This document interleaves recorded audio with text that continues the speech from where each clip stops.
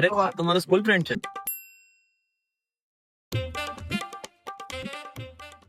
શું થયું ભાઈ?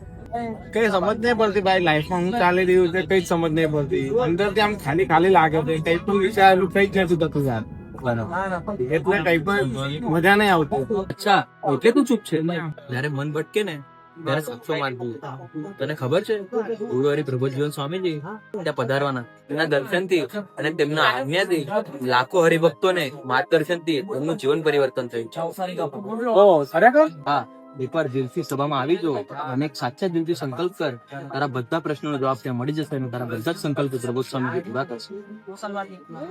જો વનિત, આ પવિત્ર અવસર મિસ ના કરતો.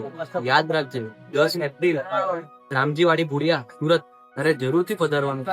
શાંતિ જોઈએ તો સાચું કે પાક્કું આવી. ચલ વનિત, આવજે પછી 10 તારીખે મળીએ. જય સ્વામિનારાયણ. જય સ્વામિનારાયણ.